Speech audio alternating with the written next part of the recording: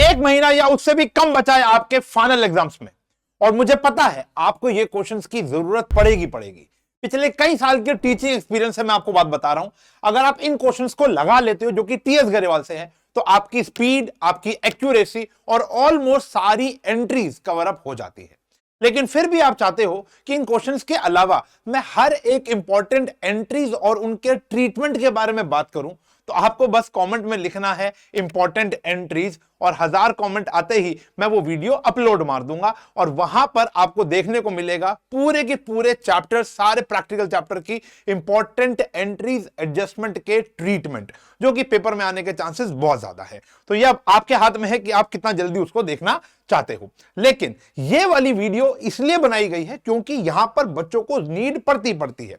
आप लोगों ने मेरे सारे के सारे वन शॉट्स देख लिए, मेरे साथ पूरी की पूरी एक अप्रैल से लेकर अब तक की जर्नी जी है, तो मेरा फर्ज बनता है कि जैसे मैं अपने ऑफलाइन और पेड बैच के स्टूडेंट्स को ये वाले सारे क्वेश्चन मार्क कराता हूं, और इसी के साथ आपको भी ये क्वेश्चंस मुझे देने पड़ेंगे कि ताकि आपकी तैयारी जो है वो बहुत बेहतरीन हो जाए, ठीक है ना। तो मेरी एडवाइस हमेशा ये रहती है कि इन क्वेश्चंस को अपने हाथ से आपको एक बारी तो लगा लेना चाहिए, कि ताकि आपकी स्पीड, एक्यूरेसी और सारी की सारी एडजस्टमेंट एक बारी कवर अप हो जाए। भले ही आप कितने अच्छे बच्चे हो, एवरेज हो या वीक हो। वीक बच्चों के लिए तो ये भी बहुत ज्यादा वरदान साबित होगा, क्योंकि मैक्सिमम पेपर ना आपका यहीं से बनने वाला है। तो अब ज्यादा डिले नहीं करते हैं, बस उस कंडीशन को याद रखना, और यहां पर हम शुरू कर रहे हैं अपना आज का सेशन, जहां पर इंपॉर्टेंट क्वेश्चंस हैं।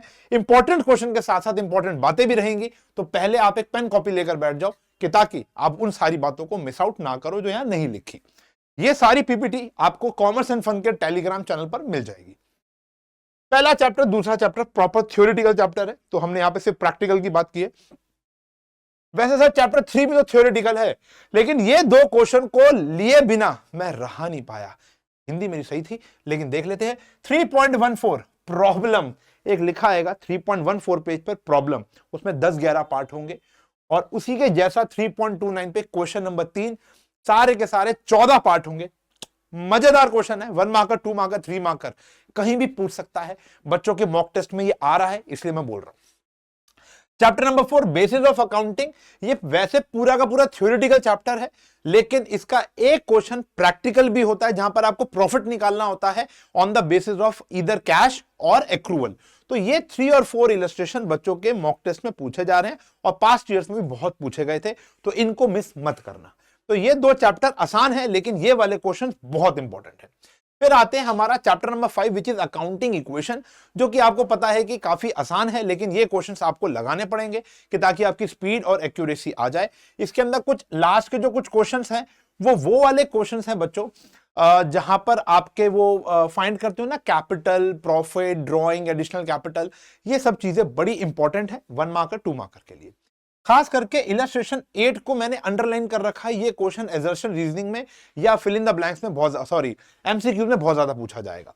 जर्नल यानी चैप्टर नंबर 8, बीच में हमारा चैप्टर आता है rules of debit and credit and voucher. Rules of debit and credit आपको पूरा का पूरा चैप्टर आना चाहिए, क्योंकि वो बैकबोन है। अगर आपको वो नहीं आता तो आप जर्नल, रेक्टिफिकेशन, कैश बुक, ये सब नहीं सीख पाओगे। तो rules of debit and credit इधर मॉडर्न अप्रोच और आपकी पुरानी यानी ट्रेडिशनल अप्रोच, दोनों आपको आनी चाहिए, रियल, पर्सनल, नॉमिनल और हमारी मॉडर्न अप्रोच के हिसाब से। टी शेप इतनी ज्यादा इंपॉर्टेंट नहीं रहेगी फाइनल एग्जाम्स में, लेकिन आप फिर भी चाहो तो एक आध क्वेश्चन उसका प्रैक्टिस आउट कर सकते हो। लेकिन ये चैप्टर एज अ चैप्टर ना ट्रीट करके, as a backbone, as a concept treat करके ही पढ़ना। पेपर में से बहुत कम आता है, लेकिन जब आता है तो ऑब्वियसली बात है बहुत सारे चैप्टर लेके जाता है। तो जर्नल आता है चैप्टर नंबर 8।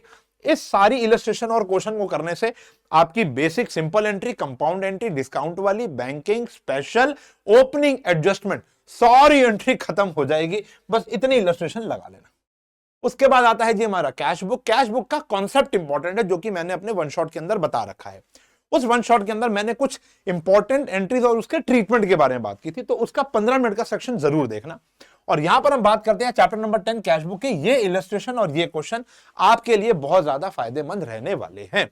फिर बात करते हैं बेटा हम अदर बुक्स की। अदर बुक्स बहुत ज्यादा इंपॉर्टेंट चैप्टर नहीं है, लेकिन एक क्वेश्चन 100% पेपर में आता है। बहुत मुश्किल क्वेश्चन नहीं आएगा, बस या तो सेल बुक बनानी होगी परचेज, या 2-3 किताबें बनानी होंगी। मैक्सिमम 15th जो हमारा क्वेश्चन है उसमें सारी की सारी 15 जो क्वेश्चन है उसमें सारी की सारी किताबें बनाने को बोला हुआ है, उसके अंदर लेजर बनाने को बोला हुआ है और ट्रायल बैलेंस नहीं, आपको सिर्फ बुक्स बनानी है, यानी 4-5 किताबें जो है वो आपको सॉर्ट करनी आनी चाहिए कि कौन सी एंट्री कैश बुक में जाएगी, कौन सी purchase, sale, purchase return, sale return या जर्नल प्रॉपर। ठीक है बेटा, तो ये भी हमारा सॉर्ट हो गया। फिर आता है चैप्टर नंबर 12 यानी goods and service tax, GST. अब जीएसटी कई बच्चों के पेपर में आ रहा है, कई बच्चों के पेपर में नहीं आ रहा, कईयों में सिर्फ थ्योरी आ रही है, कईयों में प्रैक्टिकल आ रहा है, और कईयों में जो प्रैक्टिकल आ रहा है वो सेट ऑफ नहीं आ रहा है। तो अगर नॉर्मल प्रैक्टिकल आ रहा है जिसके अंदर जर्नल, कैश बुक और अदर बुक्स हैं तो आपको ये करना है, अगर पूरा चैप्टर आ रहा है यानी सेट ऑफ भी आ रहा है तो ये। और इस चैनल पर मैंने बड़े ही प्यार से, बड़े ही दिल से एक वीडियो बनाई थी जीएसटी सेट ऑफ करके, जो बच्चों को बहुत पसंद आई थी। अगर आपने अभी तक नहीं देखी और आपके सिलेबस में है तो जाकर जरूर देखना प्यारे बच्चों। बैंक रिकंसाइलेशन स्टेटमेंट, ये ऐसा चैप्टर है जिसकी जितनी प्रैक्टिस की जाए कम है। दो ही ऐसे चैप्टर है जिसकी बहुत ज्यादा प्रैक्टिस की नीड होती है, एक है बीआरएस और एक है रेक्टिफिकेशन। तो बीआरएस की ये सारी इलस्ट्रेशन मैंने मार्क कर दी है, जिससे आपकी ऑलमोस्ट सारी एंट्रीज कवर अप हो जाएंगी, चाहे वो रिबेट वाली हो, बाउंसिंग वाली हो, कोई भी हो। उसके बाद क्वेश्चन आता है एनी चार्ट टू चेक, यानी हर एक प्रकार का एक एक क्वेश्चन अगर आप कर लोगे तो आपकी बात बन जाएगी। जैसे जैसे कैश बुक का नॉर्मल एंड ओवरड्राफ्ट, पासबुक का नॉर्मल और ओवरड्राफ्ट, एक एक 2-2 क्वेश्चन भी करोगे, 7-8 क्वेश्चन करोगे तो हो जाएगा। और सारे के सारे क्वेश्चन मैंने, ऑलमोस्ट सारे के सारे क्वेश्चन मैंने अपनी वीडियो में भी पढ़ा रखे हैं, जो कि लाखों बच्चों ने देखी है, तो वहां पे भी आप फायदा उठा सकते हो। इलस्ट्रेशन करने से आपकी सारी की सारी एंट्रीज कवर अप हो जाएंगी। फिर आता है भैया चैप्टर नंबर 14 यानी ट्रायल बैलेंस। अब ट्रायल बैलेंस को बच्चे इग्नोर करके चलते हैं, लेकिन इसमें 3 प्रकार के क्वेश्चन है जो बहुत इंपॉर्टेंट है। पहला एडजस्टेड परचेज, दूसरा कैपिटल फाइंड करने वाला, और तीसरा सस्पेंस अकाउंट। तीनों के तीनों इसके अंदर कवर अप हो चुके हैं। फिर आता है डेप्रीसिएशन। डेप्रीसिएशन पहले 1/3 1/4 ज्यादा आता था, लेकिन अब ज्यादातर क्या पूछा जा रहा है, प्रोविजन और उसका असेट डिस्पोजल। तो सब कुछ कवर है, वैसे इसके अंदर 1/3 भी कवर है, 1/4 भी कवर है, असेट डिस्पोजल भी कवर है और प्रोविजन भी कवर है। तो ये वाला एक पावर पैक रहने वाला है। इतने करने से आपका कॉन्फिडेंस भी बूस्ट अप होगा, कैलकुलेशन भी अच्छी हो जाएंगी, स्पीड भी अच्छी हो जाएगी, और सारे के सारे कॉन्सेप्ट भी आपके क्लियर हो जाएंगे, और ये सारे लगभग क्वेश्चन मेरे वन शॉट में भी आपको मिल जाएंगे। फिर आता है रेक्टिफिकेशन ऑफ एरर्स, जिसको पढ़ने का स्टाइल थोड़ा अलग है।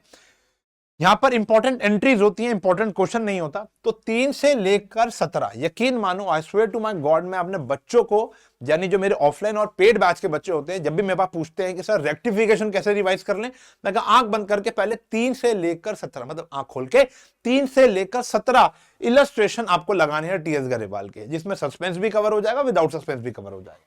फिर कोई भी 20 क्वेश्चन लगा ले, आखिरी के 20, बीच के 20, इवन ऑड, कोई 20 क्वेश्चन औकात चेक करने के लिए। दैट्स इट, इतना सिंपल है। फिर आता है फाइनल अकाउंट्स विदाउट एडजस्टमेंट।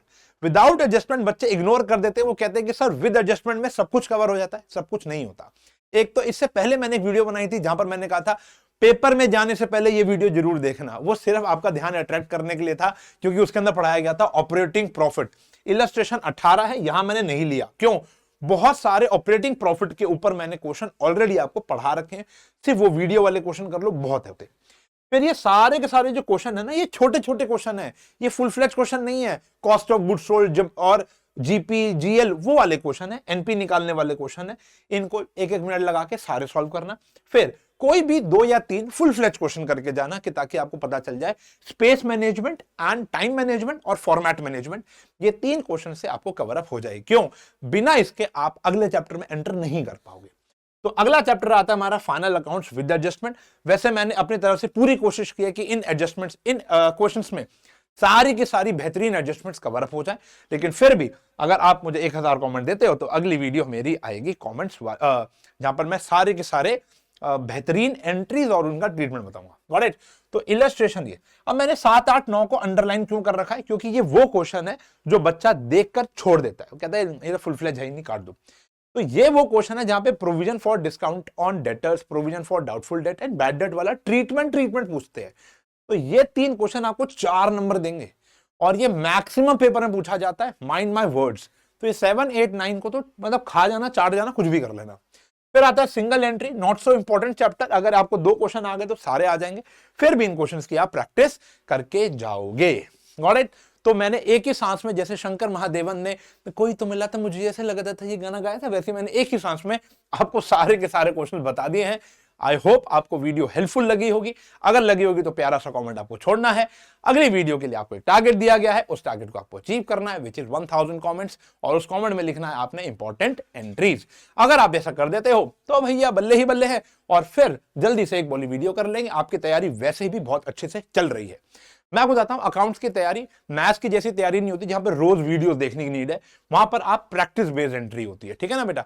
तो प्रैक्टिस बेस्ड अगर आप काम करोगे मेरे वन शॉट से भी, तो भी आपके बहुत अच्छे नंबर आ सकते हैं। बाकी इस प्रकार की वीडियोस, जैसे एमसीक्यूज वीडियो का एक वादा कर रखा है, वो भी बहुत जल्दी आएगी। और आजू बाजू ऐसे वैल्यू के लिए नहीं होंगे कि कोई भी एमसीक्यू उठा के दे दिया टीएस गरेवाल के, नहीं नहीं नहीं नहीं।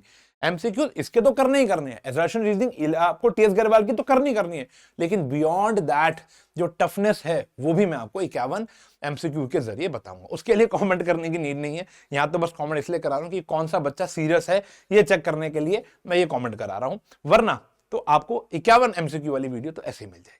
Got it? तो मिलेंगे अगले वीडियो में, तब तक के लिए bye bye, take care, have a nice day.